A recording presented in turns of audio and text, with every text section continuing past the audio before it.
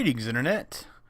Welcome to another episode of HeiseNerd Speaks, the show where I sit in front of a microphone and talk my mind about a few things that I'm thinking about for the week. Coming up this week, we are going to talk about a new head of DC Films being named as of just today, as far as the story went out. We are going to talk about Disney's expectations of the Han Solo film. And we are going to talk about, in the gaming community, the startup of the idea of streaming boxes taking place of gaming PCs. Alright, so starting off, I read a story just recently that they had named a new head of DC Films.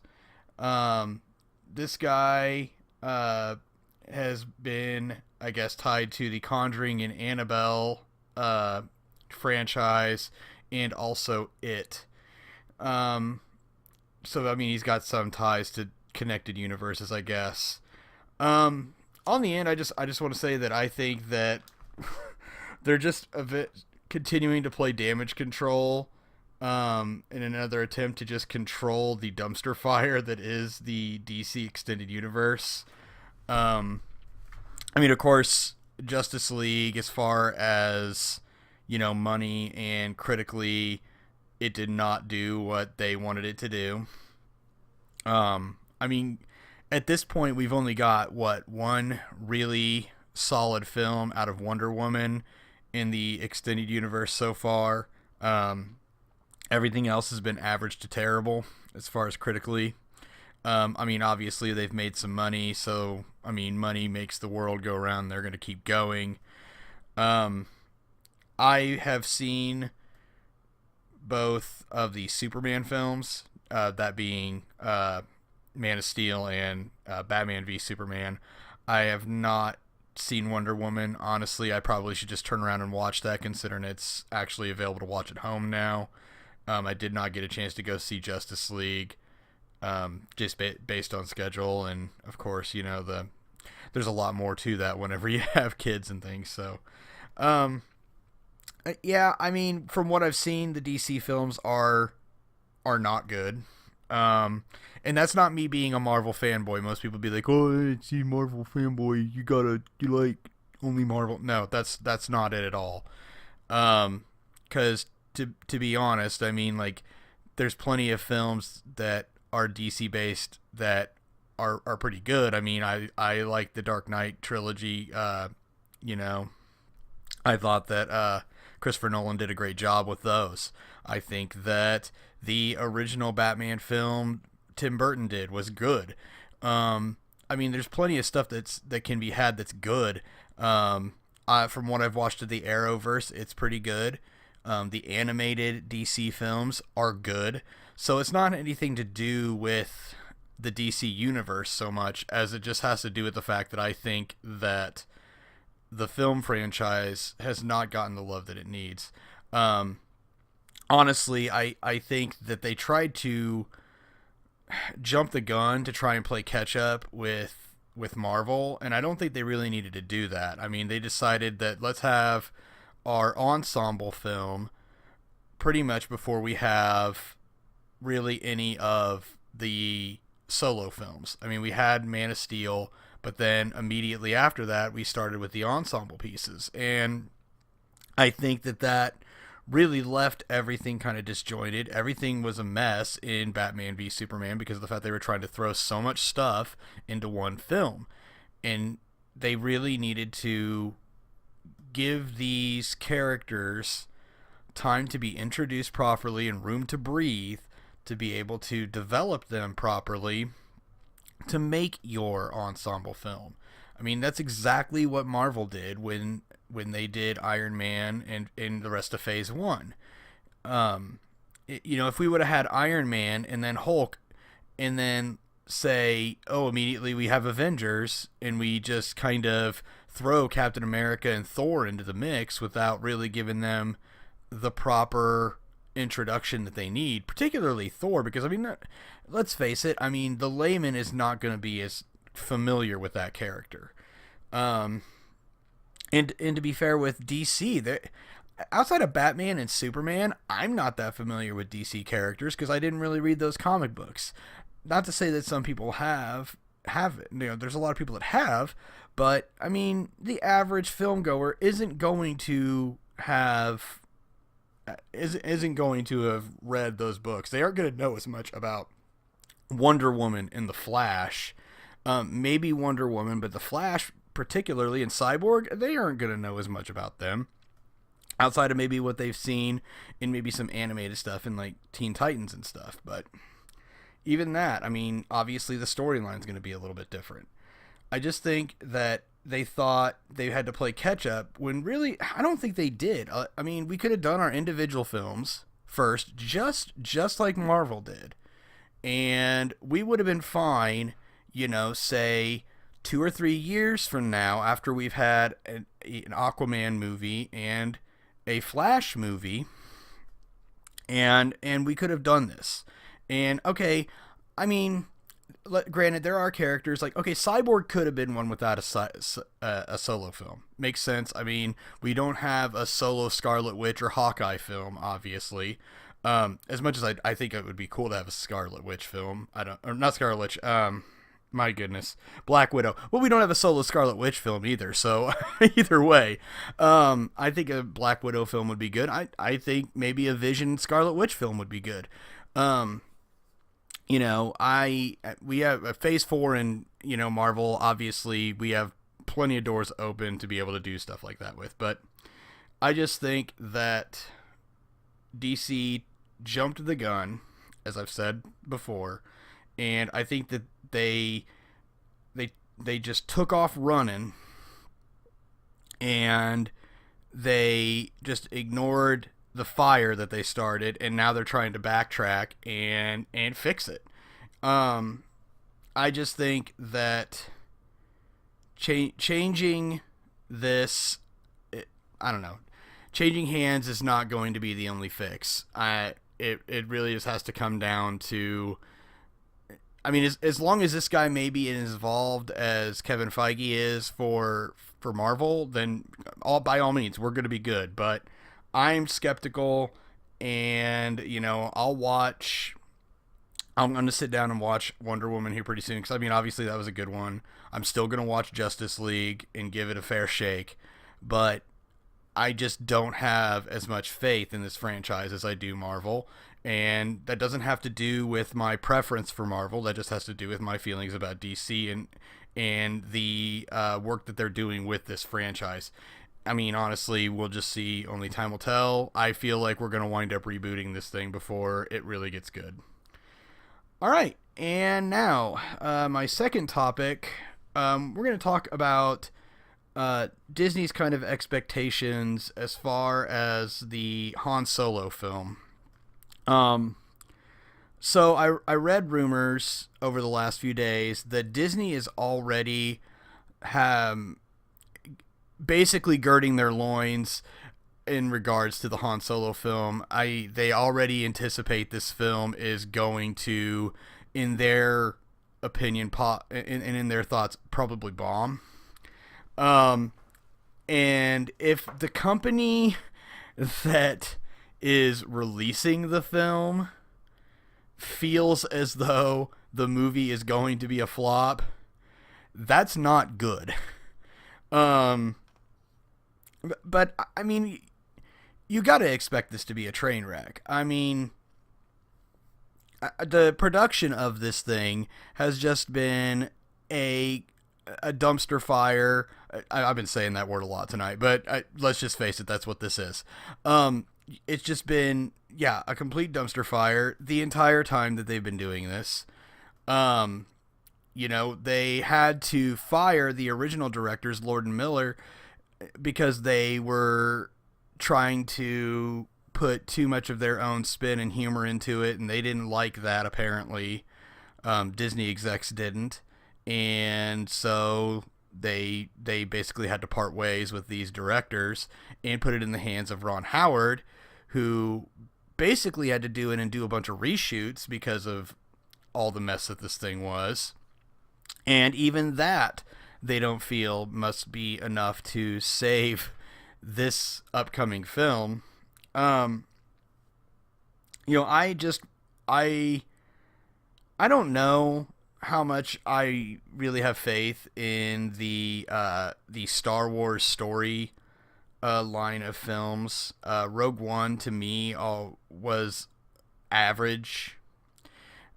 Uh, it didn't it didn't really feel like Star Wars to me.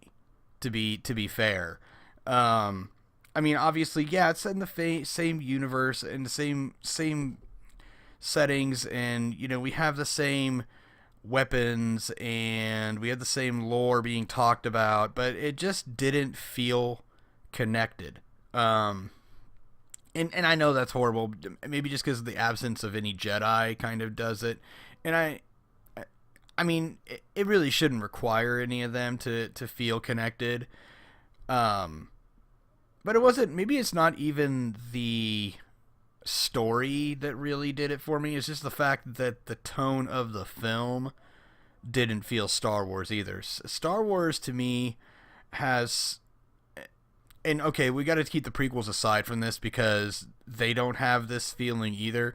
But as far as the original trilogy and the sequel trilogy, and you could say what you want to about The Last Jedi, but it still kind of felt Star Wars to me in this regard. I think there's a degree of levity to it. Not humorous, but enough to where it's not taking itself too seriously. Like, it's serious, but there's enough, I guess camp would probably be the best way to put it. It's not really even campy, so to speak, but mildly. And that's the kind of tone that you need to have in your Star Wars film for it to work. There's some things in Rogue One. I mean, obviously, K2SO, was pretty snarky, and that he worked a little bit and felt Star Wars-ish. But aside from that, this really didn't feel like a Star Wars film. And I feel like the same thing. I mean, I have hopes for the Han Solo film, just because of the fact that we're now using some really familiar characters and working on the development of Han Solo as a character prior to his development as a character in the original trilogy.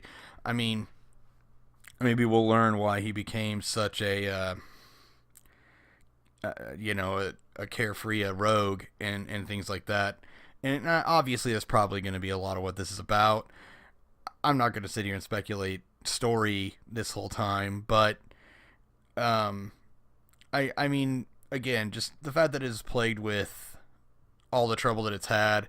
I know they had to have a dialogue coach on set with the actor that's playing Han Solo.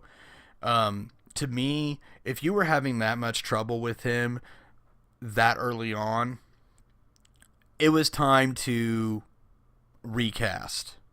You take somebody else off your short list. I don't understand why we took somebody that didn't really have a name when we had perfectly fine names on the short list.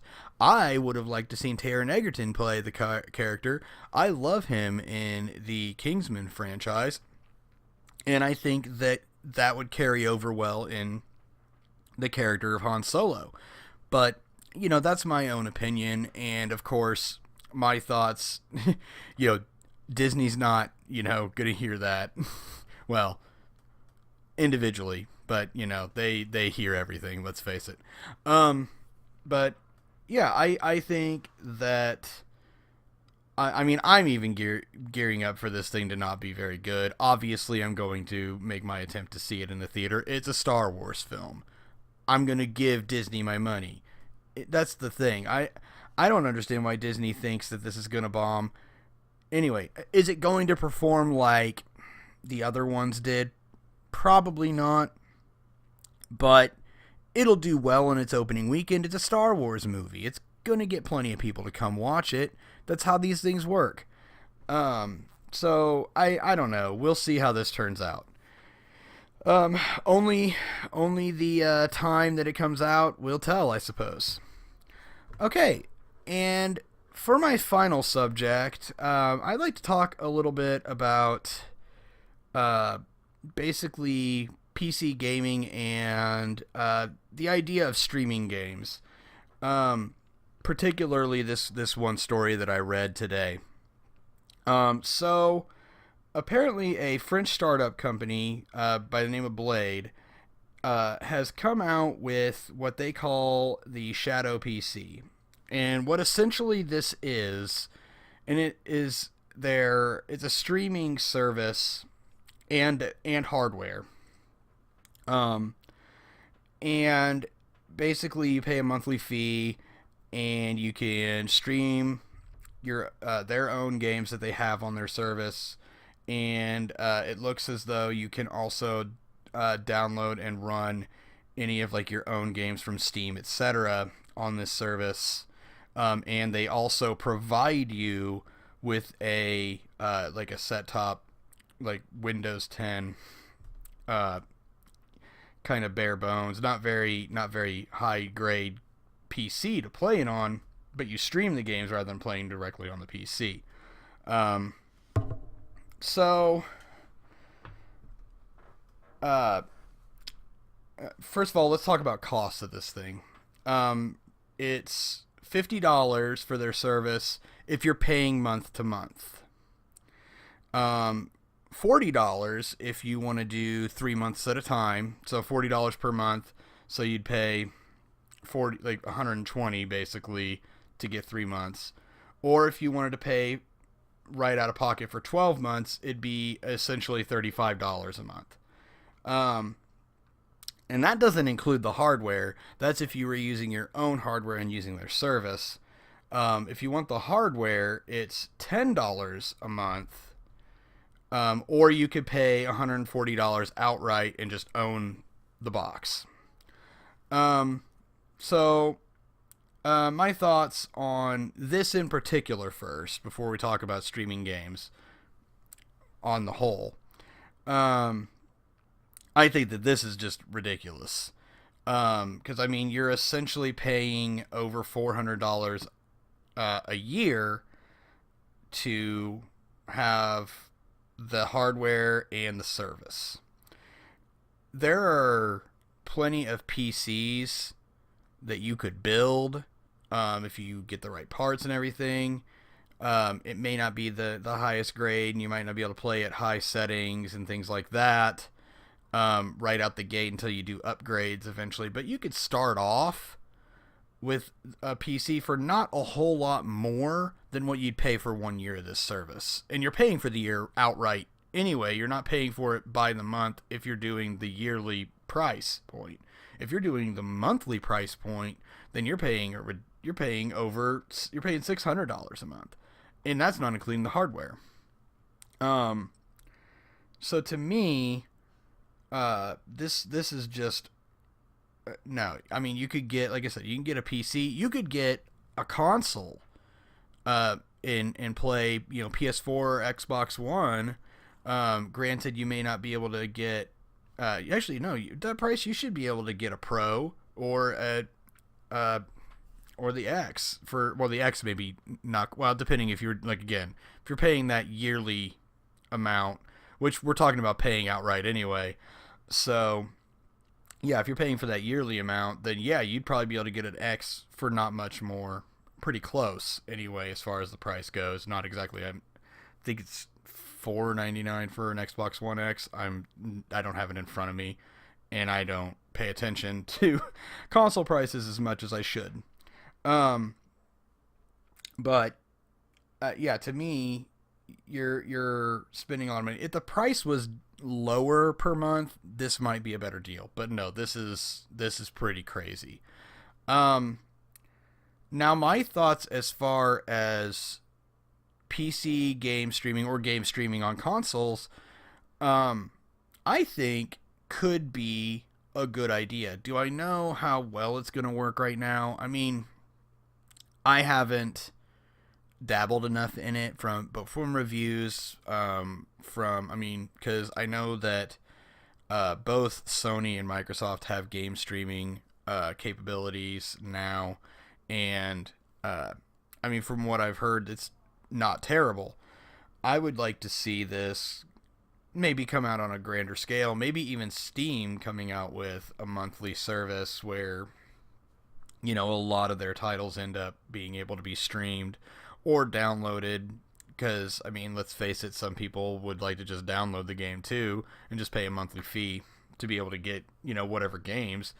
And of course, once you're done paying, then you don't have access, like licensed access to them or something like that.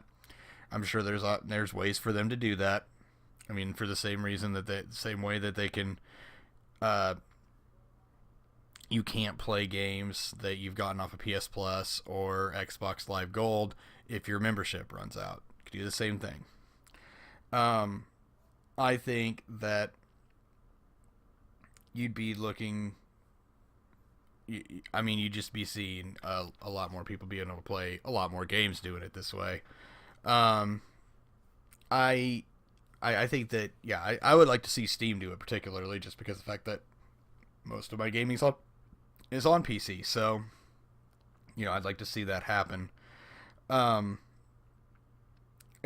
I mean, as far as the hardware goes, though, I get the, some people would be dragged into the idea that, oh man, I can get a gaming PC or pay PC game for what, $60 a month, and I could afford that better than I can afford spending, $1,000, give or take, right out the gate.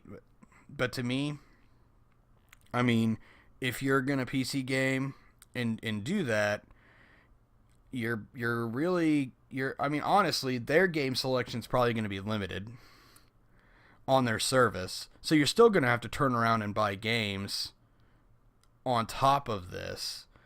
So to me, paying outright for a console or a lower end PC and then using that extra money that you have to upgrade incrementally on the PC, buy software, do things like that, you're going to end up with a much better experience than, being suckered into this.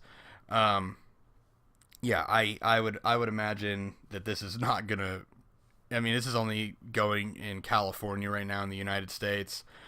I don't imagine this taking off and doing much as far as growth. So, I mean, good on this company for trying, but I just don't see it happening at the price point that they're looking at. And I think that pretty much concludes what I've got for this night. So, in closing thoughts, I wanted to talk about. I do have another podcast that I had started up this week with my friend, the real Gino Reynolds, called the GB3 or Geek B Cubed podcast. That is going through YouTube as well right now. We are looking to expand other ways in the near future, but this is kind of the channel that we're looking through at this particular moment. This podcast is also very similar. We're going to talk about movies, games, whatever piece of geekery that we kind of come up with. Whereas on this one, we will actually have a main topic of the week that we talk about. For instance, our first episode was released just today, and the main topic and title was Nostalgia Overload. And I think it would be worth a listen for anybody that wants to get on and check it out. I do have a playlist set for the GB3 podcast on my channel. So I'm going to be dumping, episodes into that playlist. And you can use that as your springboard to get onto our channel, the GB3 channel. And, take some time to subscribe to it along with my own channel. Again, for anybody that has been listening and following, I want to say thank you. And I do appreciate any feedback that you can give me. Feel free to like this video, subscribe to my page, and leave any comments. I do like the feedback. That should conclude the episode for tonight. And again, thanks a lot, and I will catch everybody on the next episode. HeiseNerd out.